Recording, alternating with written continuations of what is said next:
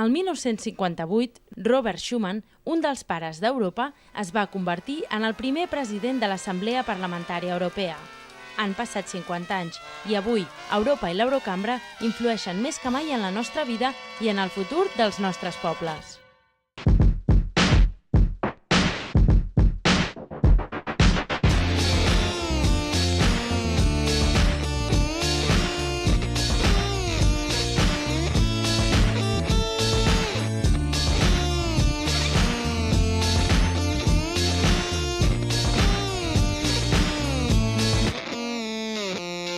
Què tal? Benvinguts a Europa 50! Seguim parlant de concursos. La representació de la Comissió Europea a Barcelona ha obert la segona edició del concurs de treballs periodístics sobre la Unió Europea, però per participar-hi no cal ser periodistes. La principal novetat d'enguany és que el concurs està obert a tots els universitaris de totes les carreres de Catalunya i les Illes Balears i també a tots els diplomats i llicenciats en els darrers 5 anys. El tema sobre el que escriure no podia ser un altre. Les properes eleccions al Parlament Europeu i alerta que tenim data el 7 de juny de 2009. Els autors dels 8 millors treballs rebran una invitació per anar a Brussel·les i d'entre aquests, els 3 millors veuran publicats els seus articles a la revista Presència. Pels que us animeu, sapigueu que podeu escriure els vostres treballs en fins a 5 llengües diferents: català, castellà, anglès, francès i fins i tot neerlandès, que no sigui dit. El termini acaba a finals de gener i si us queda algun dubte, visiteu la pàgina web de la representació de la Comissió Europea a Barcelona. I un últim apunt. Aviat, l'Oficina de Comunicació del Parlament Europeu a Barcelona també tindrà web pròpia i en català. Arribat el moment, us ho farem saber.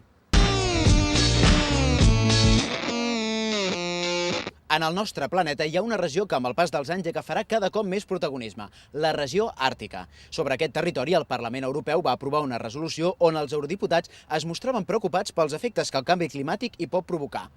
El desgel pot afectar la població indígena que hi habita, també les espècies animals, i la cursa pels recursos naturals pot desembocar en tensions internacionals a la zona. Per tot plegat, el Parlament Europeu insta a la Comissió a que inclogui l'Àrtic en l'agenda de treball i, a més, demana que s'estrenyi la col·laboració en desenvolupament amb les societats de la zona.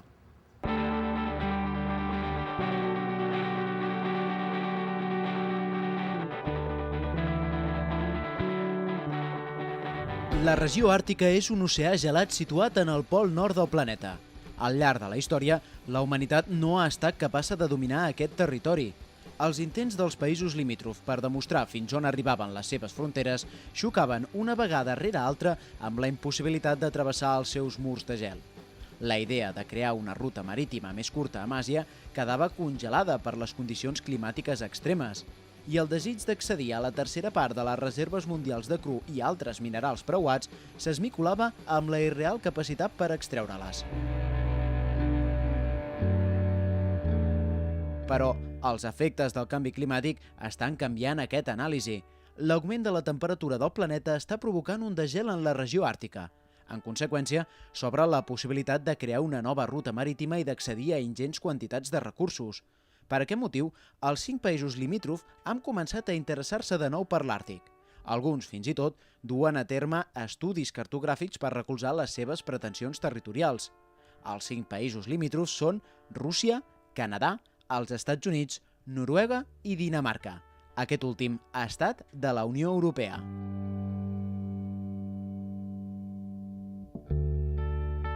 Però els efectes del canvi climàtic comporten un perjudici que els interessos obliden premeditadament. La regió àrtica rebossa vida.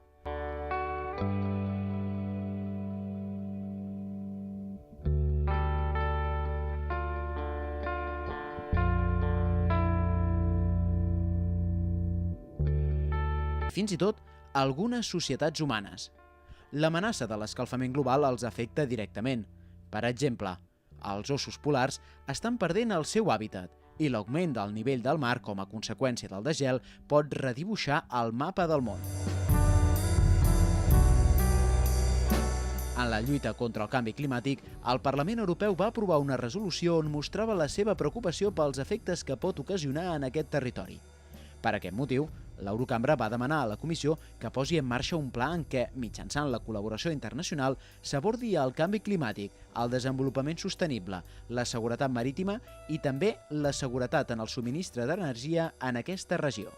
A més, el Parlament Europeu és partidari de mantenir la regió àrtica com una zona de baixes tensions entre països. La Comissió ha agafat el testimoni i té a punt una comunicació on recull aquests objectius.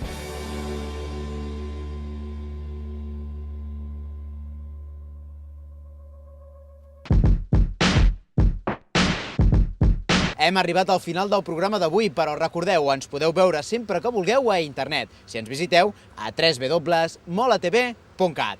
Fins la propera, europeus!